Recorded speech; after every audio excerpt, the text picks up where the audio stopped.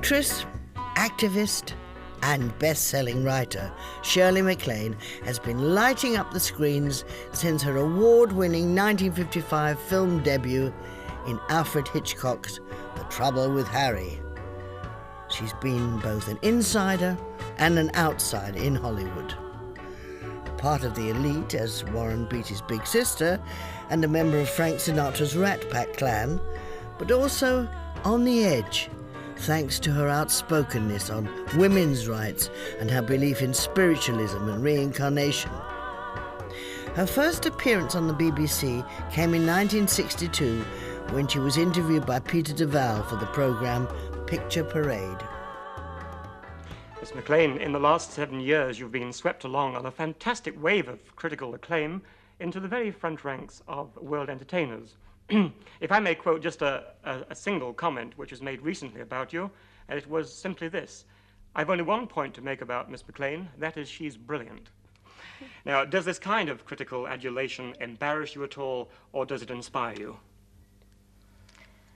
If he said it to me in person, I think it would embarrass me, yes. But to read it alone in my bedroom is something I enjoy it very much.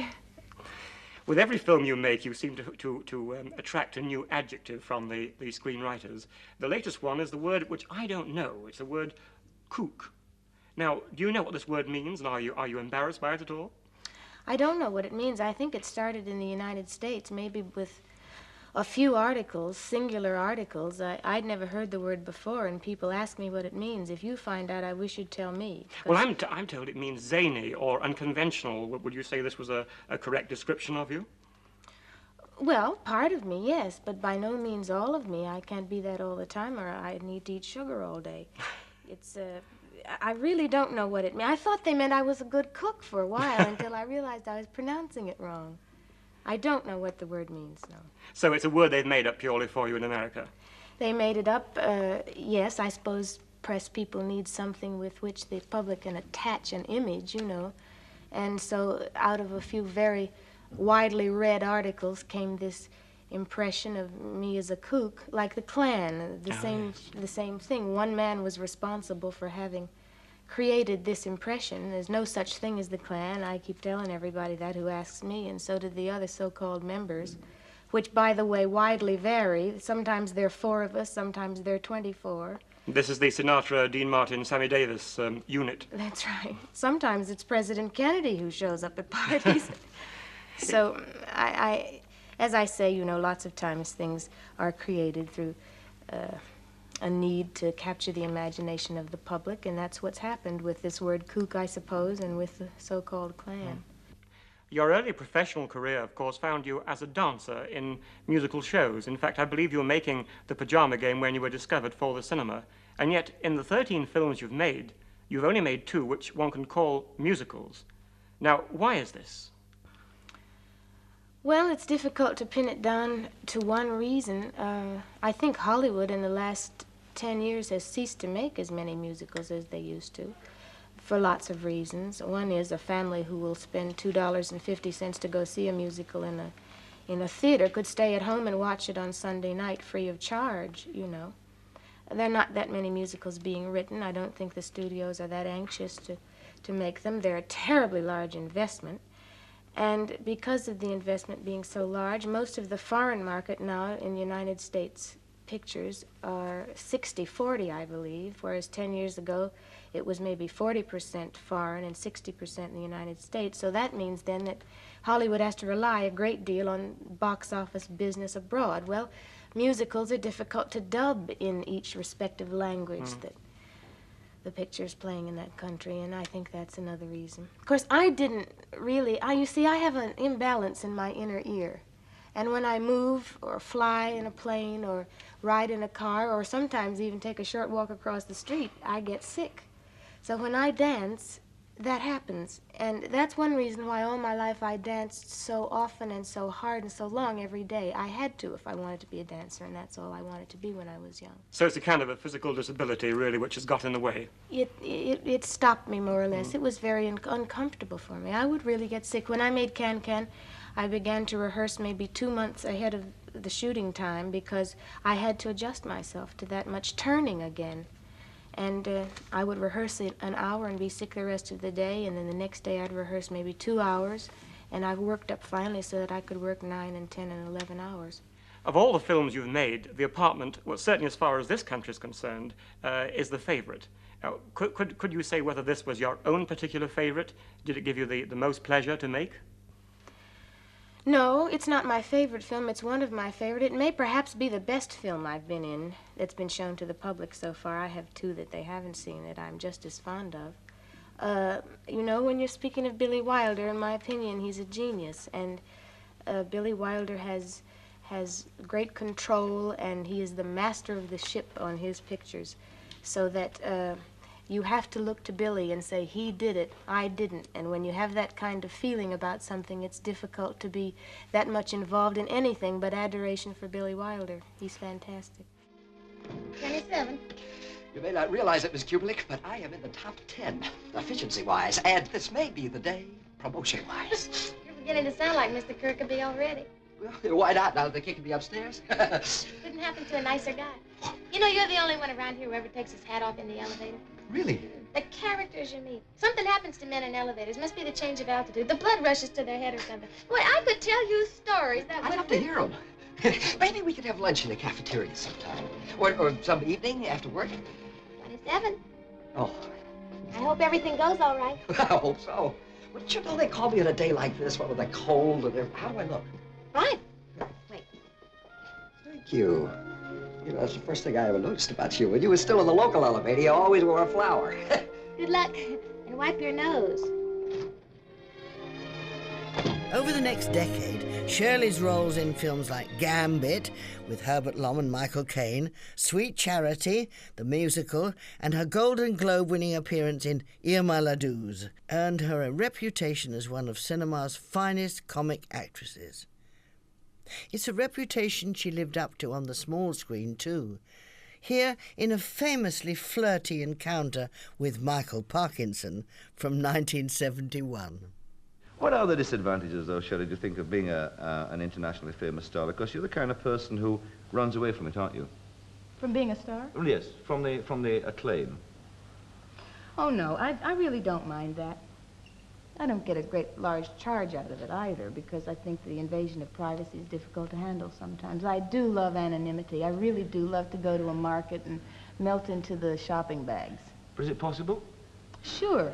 Oh, listen, those stars who tell you that they go to buy a loaf of bread and they're surrounded by millions of zealots are the ones who've spent 3 hours putting on lashes and leopard underwear. Oh, God, they won't leave me alone. That's crap, you know. I did an experiment once with a man who was doing this cover story or something. He wanted to know that. And I said, let's try this. It was in New York, Fifth Avenue. And I had on a suit and just little heels like that. And my hair was like it used to be in that pixie style. Oh, lovely. I look like the road company Susan Hayward this way, don't you think? Anyway, we did this thing where I said, okay, for 10 blocks, I'm going to walk as though I'm a star. And everybody will notice me because I won't feel amalgamated with the shoppers and the day and the sort of buses and all that all people really actually naturally do when they walk. I am a star. Okay, so I walked that way for 10 blocks, and it was murder. I mean, the leopard underwear ladies were right. Yeah. Then, at something like 56th Street, I said, now, just watch the change in attitude, if I can swiftly make this transition in time. And I started becoming interested in the shoes in the windows and the sizes of the dresses and the color combinations and other people. Yes. Not one person noticed me. That's fascinating. That's amazing. It really does depend on these sort of personal vibrations you have about yourself. Yes. Have you, on the other hand, though, have you ever been guilty of using the fact that you are an internationally known star to your advantage? Have you ever come... Yes, I make your show better.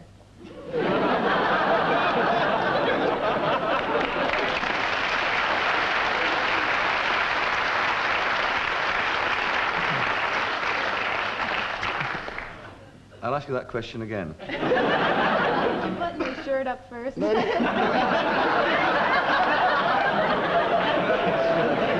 see your tap. Let's see your tap, Michael.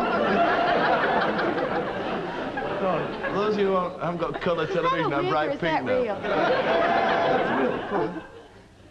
Damn. There you go. Ever see people who write in and say, "Is it a wig?" No, they'll say, "We've always wondered, now we know."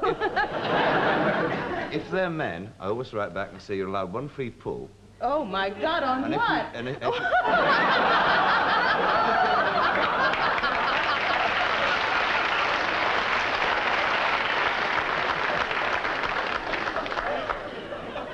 want to talk about birth control some more?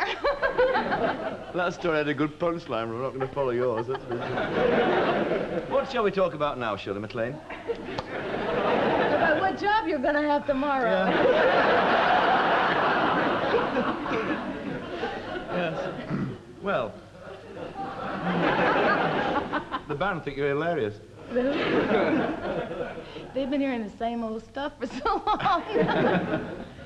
Well, we got another 5 minutes. Is that all we've got? What shall we talk about on here, then? We've talked about America. No, we haven't. I'll tell you what I'd like to ask you. You've been over here for some time now. What are your feelings about this country, about the mood of this country, and how does it differ from America, do you think? Because we always think we've got this special relationship with America, don't we? And I reckon that we are more foreign to the Americans than Zulus are. Oh, boy, that's very true. I'm doing a series here for Sir Lou Grade. I'm interested in television now. I really think television is something else, you know? Look, Maybe not after tonight, but, you know, up to now. And the thing that struck me in working with the British crews, I've made a lot of pictures here, but never for like 9 months and very intimately involved. And just because you speak the same language doesn't mean you have the same thoughts. Yes. Very, very profoundly, it hit me. Yes. Because the assistant director will come to me and he'll say, would you like a rehearsal? And I'll say, no, I'm all right. I know the lines, just to tell him to go ahead and call me when you're ready. He goes back down to the director and says, she won't come. I told her you're ready, she won't come. Comes back up to me, would you like rehearsal? I said, I told you, why are you coming and asking me again? Do you mean the director wants me there for a rehearsal? Ah, now I'll come. I get down and he says, where were you? That sort of thing is Yeah. Well, this is probably an unfair question because you really haven't, it's a kind of, if you're working over here as you are, I'm working all the time, it's a kind of phony area that you're in. You don't really get to know the problems of the people here. What about the colour problem here, for instance? Has that occurred to you that we might have something like the American situation, or? Well, I think you're not facing it, and that's why you can't compare the two. I was amazed that Enoch Powell was as popular as he seemed to be, that he actually was listened to. It's a big thing. The conflict of color in America is probably at the bottom of why we feel so unhappy about ourselves.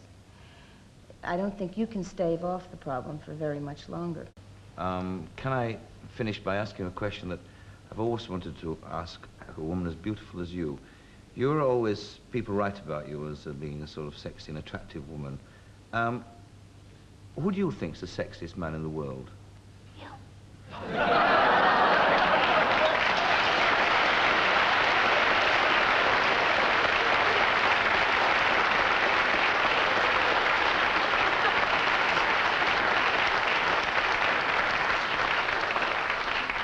Next to me. I'm next to you. No, apart from me. You're making a joke out of something I said offhandedly last week. I told him I thought Show and Lie was the sexiest man. Show and Lie. How do you like that? A 73-year-old communist he's worried about.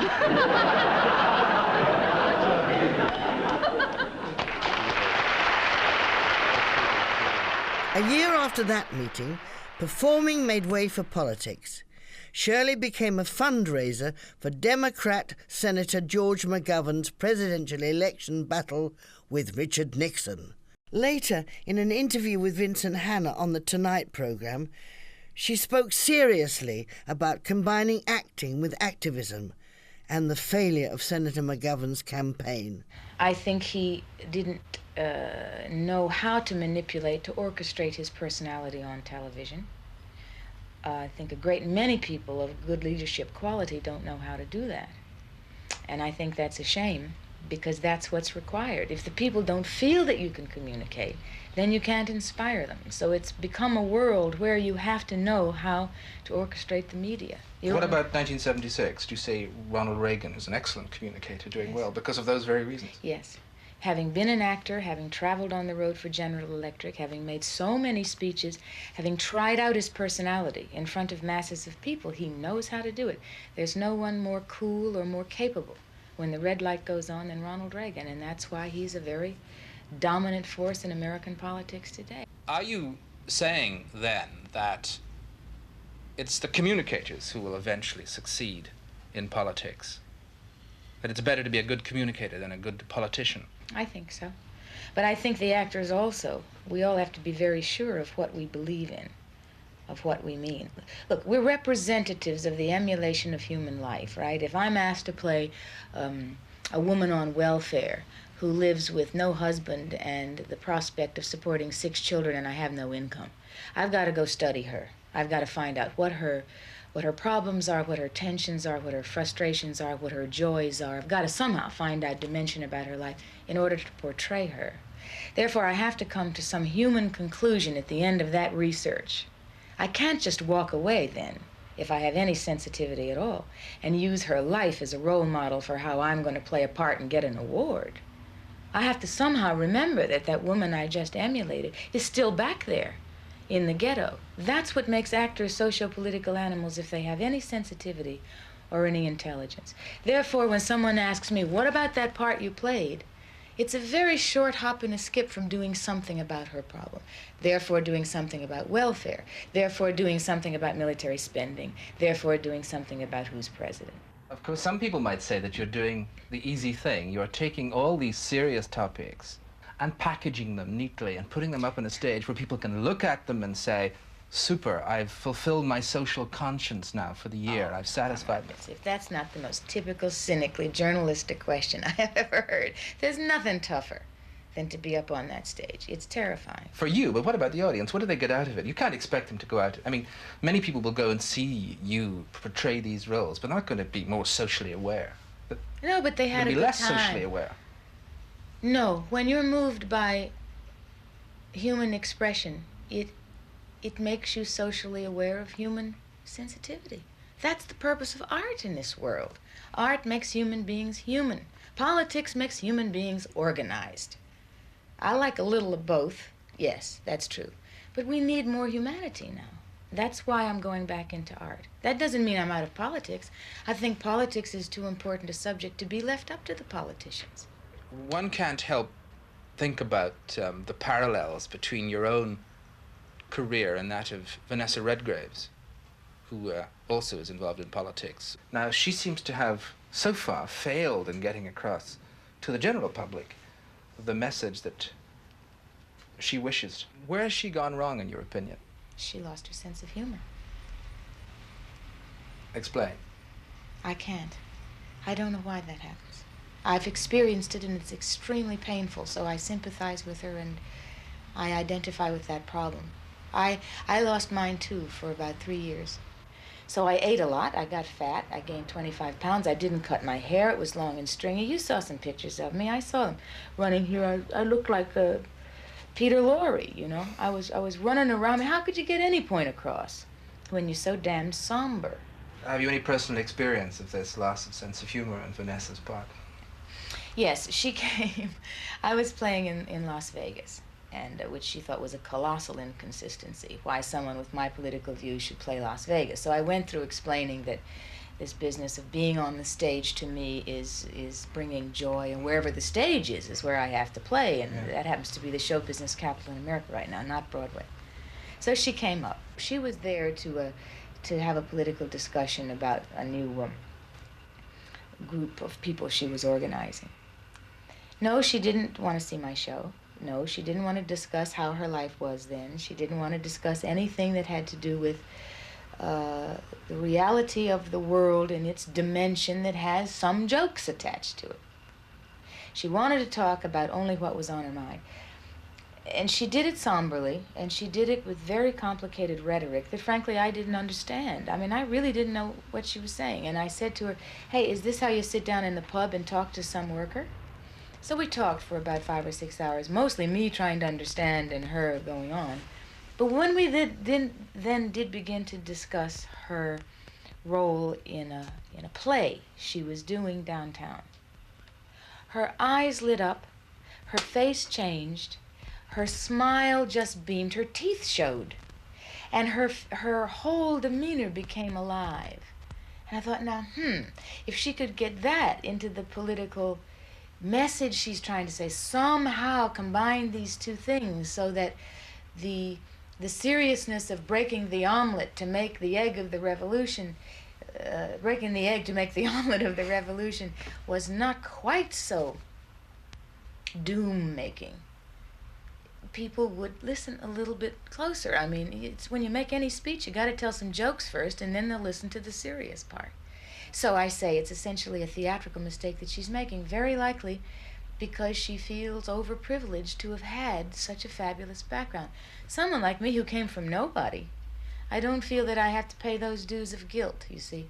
I feel that I earned it, and therefore I'm going to use it. In 1975, Maclaine hadn't acted in a film for 3 years. Instead, she had directed, written, and produced a documentary about the women in China. It was called The Other Half of the Sky, and promoting it meant another conversation with her old sparring partner, Michael Parkinson.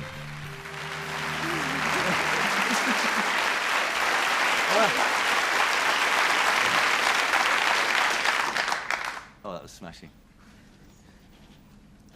You know, we should explain why you're doing that. You explain. Because the last time Shirley was on my program, I had a button missing on my shirt, and she poked her forefinger into my belly button as I was trying to talk about the Nixon administration. Needless to say, it did more for me than it did the Nixon administration. It was the best poke you had all year, wasn't it? All right, enough of that. He walked over to me earlier and he said, why does this always happen? I get a nosebleed. I said, whenever you come near me, you get a nosebleed. That's right. It's the altitude. I mentioned, in fact, that... I mentioned... Okay. What's the matter? I just wondered where your finger had been. You know, one of those kind of interviews, aren't you? You're very disconcerting, Shirley Maclaine. You know that? Yeah. Yeah. Deliberately so. No. No, just you are normally provocative. Just your regular middle-class girl. I find that very hard to believe. Indeed, I do. I mentioned in the introduction, in fact, that your name is Beatty. Why, in fact, did you choose the name Maclaine when you went on your career as a film star? Shirley Maclaine Beatty is my name. Yes, that's your mother's name, I know. Yeah. But why not Shirley Beatty? I mean, your brother didn't do bad with it, did he? He had to change the spelling to do good with it. Really? Yeah. It was B-E-A-T-Y, and people called me Beatty, Beatty, Beauty, Beastly. I didn't like the last, so I took my middle name. What sort of background was it that you came from? What sort of parents did you have? Mother was Canadian, and Dad was a small-town, middle-class American WASP. You know. Really? Yeah, white American, Southern Protestant. With all that's attendant upon that, politically and that sort of thing? That's just so long and complicated, Michael, and was inspirational to get out of, you know. I mean, have you changed him? I mean, has daughter changed father in his point of view? Because, I mean, that's the last thing you are, isn't it? No, I don't know if I have. I think I've made a couple of stabs at it. When, he always wondered why I went around the world caring, you know. He used to call me a missionary in a skirt.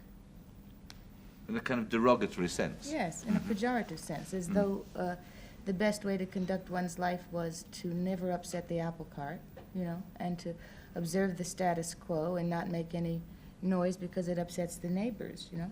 Well, you've made a lot of noise and you've upset a lot of people in your career. Have you always done this, or is it something that came after you'd made it in Hollywood as a film star?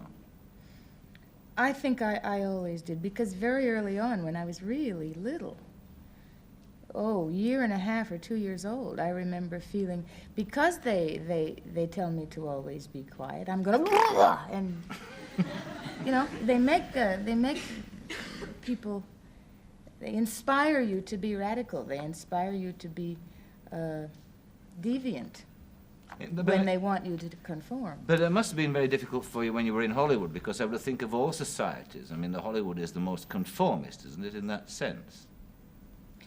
No, not really. I think it's a combination of things. Hollywood's looking for the individual who can break through and become a star and sell their product as a result of it.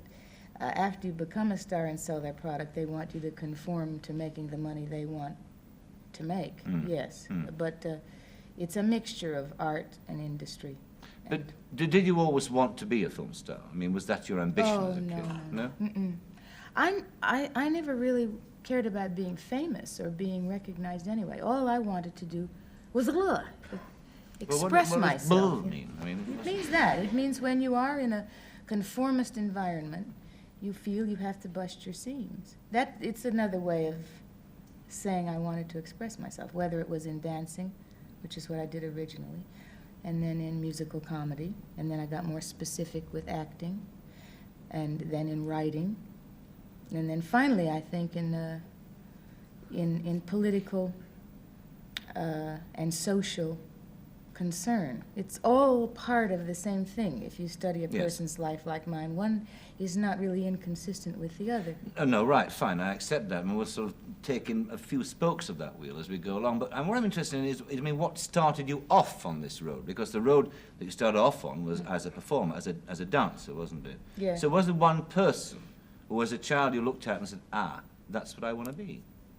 No, You know, I come also from a background of rather abstract prejudice. You know, I was born in the South, in a state that is the Mason-Dixon line, the state of 5 presidents, so it's very politically and socially aware, but at the same time won't let black people in the living room, you know? So I was aware early in my life that something was wrong where that was concerned, and yet at the same time I was stimulated to be culturally sophisticated. And the conflict bothered me. I think that's why, if you're sensitive or intelligent at all, you begin to pick up on that and say, well, now what is it that's troubling you? Because the negative emotion of prejudice is not easy to stand. But when you had these thoughts in Hollywood, I mean, I don't think that these thoughts ever get off the ground, I mean, with the majority of people you must have worked with in Hollywood. I mean, you must have been a complete outsider feeling like this in the situation you were in. I think you're probably right about that, yeah. I think people in Hollywood, in the main, are concerned with not upsetting the apple cart of their success or whatever their box office dictates. But nonetheless, for all this, you were a star. You are a star. And you allowed yourself, no doubt, and I know because it's in your book, to be pampered and treated like some sort of shampooed poodle. I mean, tell them what it was like to be a star when you were there. My makeup man used to have to knock me down and tackle me to put the makeup on me. I didn't like being pampered, really. But what was it like, though, the system at the time? I mean, what was the setup like with the star? What did being a star mean? Well, you were expected to lie back and enjoy it, I suppose. But that's part of the seduction. That's part of the exercise of believing your own myth. You're not anybody special, except that you excel in the art of emulating human life.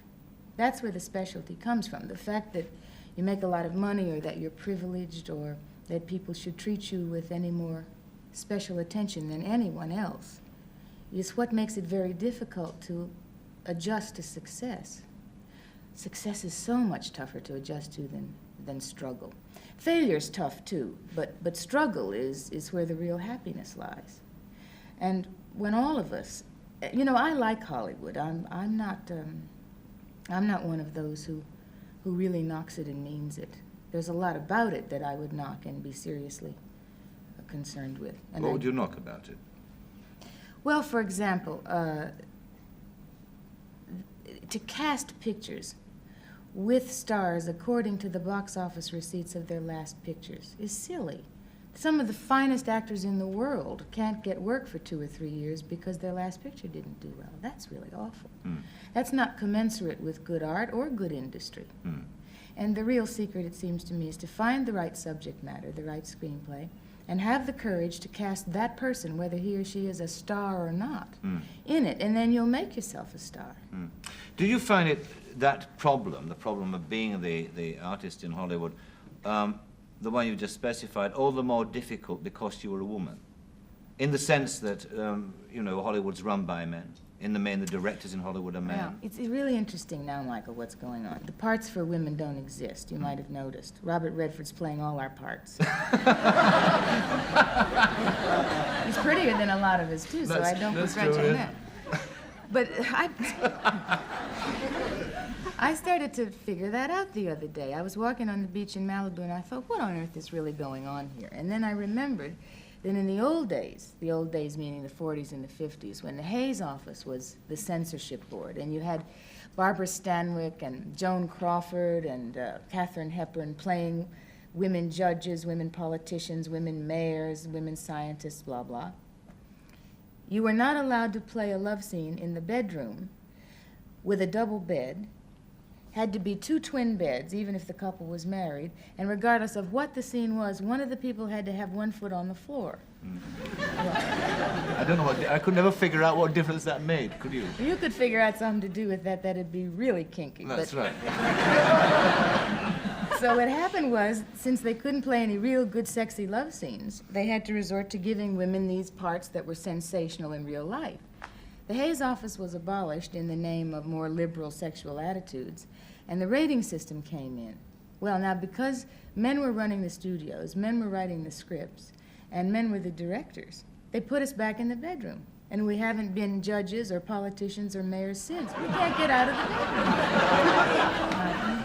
Why are you crying? It sounds a great life. I don't know what you're bothered about. I mean, I stay in Hollywood forever if that's the case.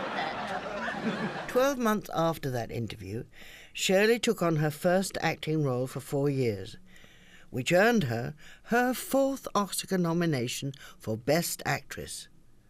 The film, The Turning Point, co-starred Anne Bancroft and focused on very familiar territory for Shirley, the world of ballet. I think a very eloquent sense of masochism is extremely important in the ballet. I mean, you have no idea how much it hurts. I was a ballerina since I was 2, and I danced every day for 8 hours a day. It was everything to me.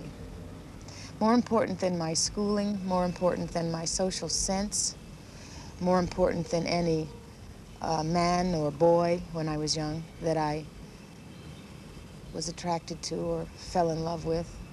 It was more important than anything, and then I realized how all-consuming ballet is.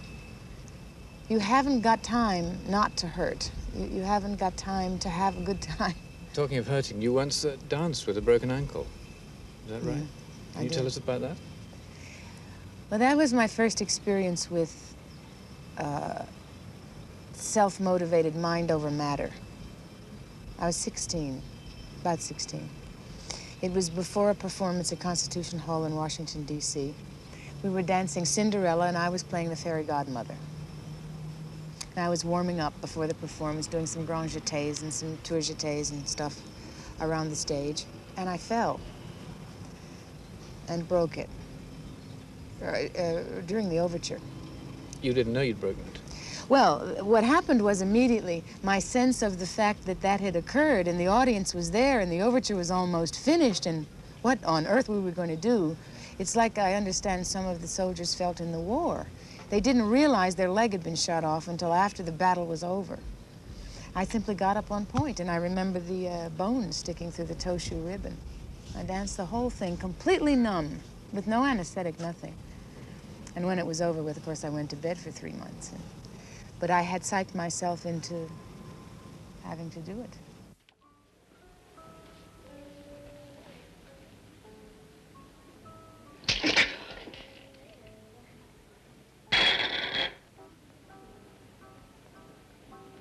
Good girl.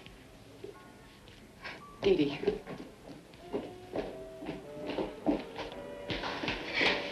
Dee Dee.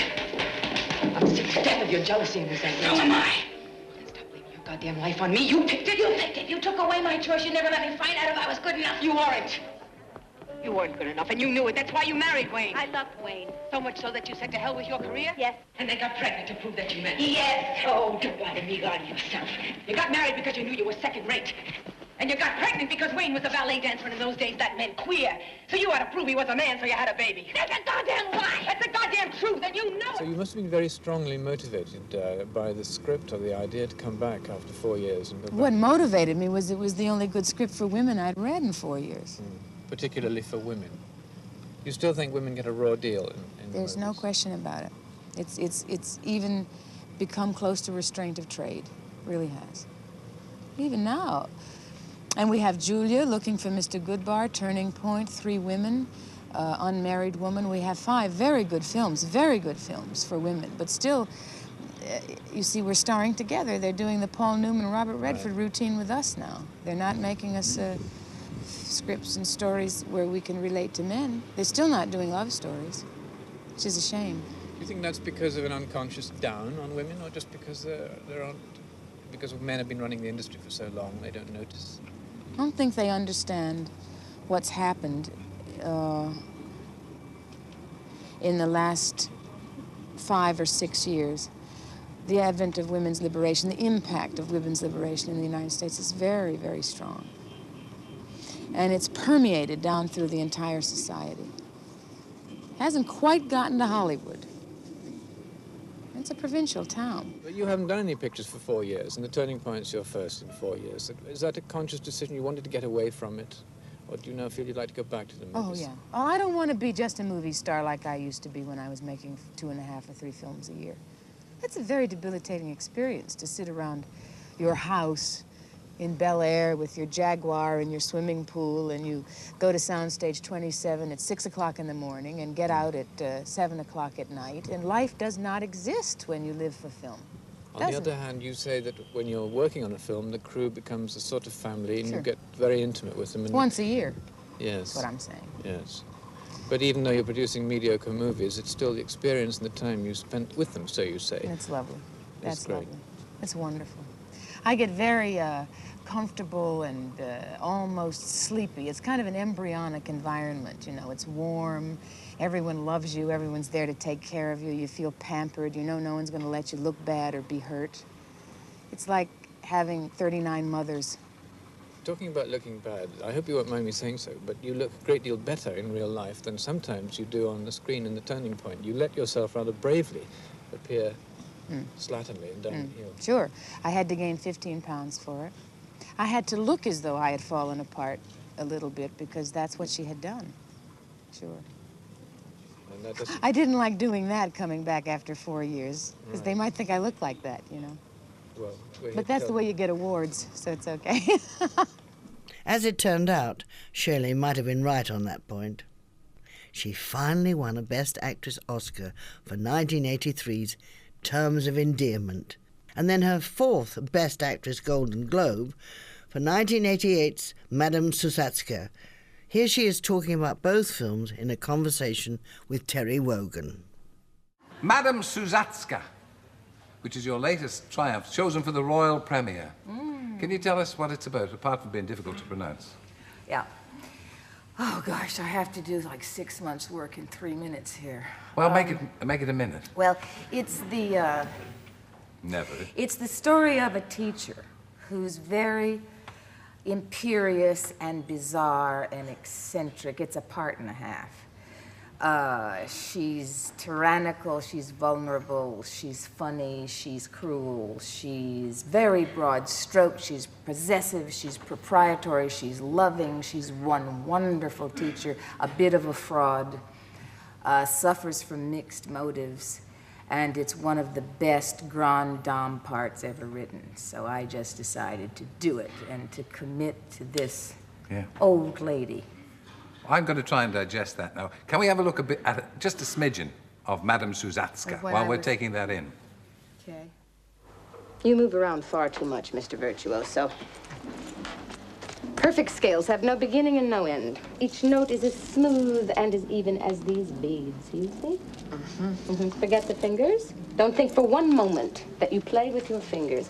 If he thought about his fingers, he'd be at the bottom of the ocean, never to be heard from again. What are these 10 poor little worms? No. This is where the music comes from the abdomen. And it rises higher and higher from the depths of your very soul. Higher and higher from the deepest instincts to the height of reason until it reaches here. You see? Now begin. Begin. Play. Let it play. Yes. Ebb and flow. Each note smooth and even. That's it. It begins to play. Now it begins.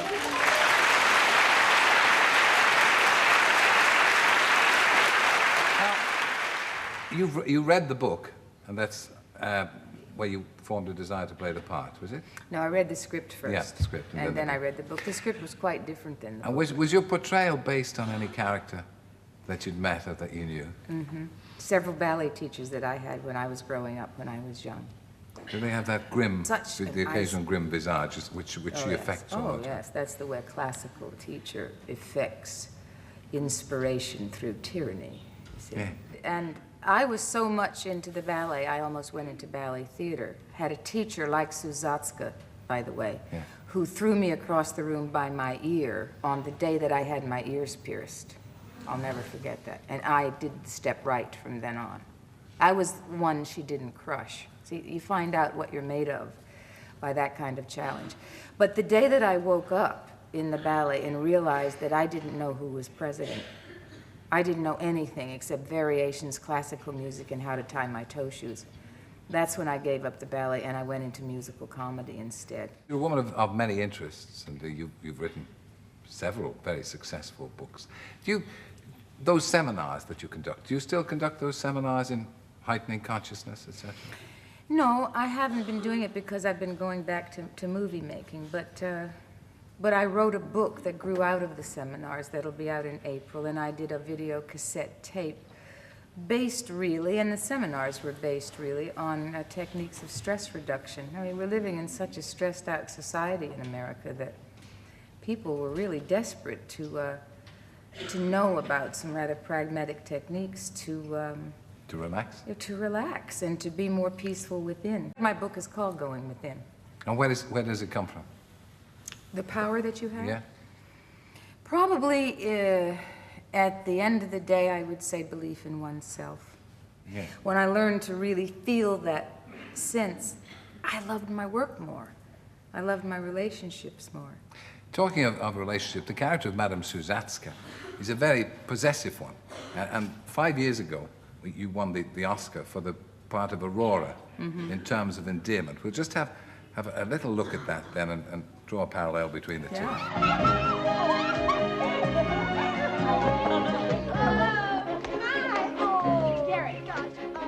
No, you don't need Emma outsiders. No outsiders. I'll see them later. Please really. call Em. This is Garrett. Oh, the one. Pleasure to meet you. I've heard so much about you. Yes, well, your mother's really been looking forward to this, too. So, go ahead. Anything wrong, Garrett? No. It was very nice to have met you. Must be nice to be home, huh? Oh, it's great. It's great. I'll be over later. They're probably tired anyway and will get to sleep early, and I'd like to get to bed early. Grandma! You laughed at that. When we were just watching that little bit, you were obviously amused by it. Bring back all sorts of memories. I love Jack Nicholson. Yeah. He's been my role model, frankly. You know, because he had such courage to take parts. Look at that with his pot belly. Remember that? That's a good man's fault, that. There's nothing wrong with that. Is that what inspired you to put on the weight for Madame Suzatska? No, hardly. But I loved his courage. Yeah. I loved his comedic ability to be old and love it. Yeah. Well, we've all got to get old, haven't we? Mm-hmm. There's no point hating it. Oh, no. It's wonderful to enjoy being experienced and wise. Today, as well as experience and wisdom, Shirley Maclaine still has that ever-present aura of stardom. Her recent appearances in Downton Abbey underline the fact that she remains one of the best-loved, most commanding, and yes, kooky characters in Hollywood. From recent encounters to more memorable moments from the archives, famous faces in conversation, choosing their desert island discs. Listen now on BBC Sounds.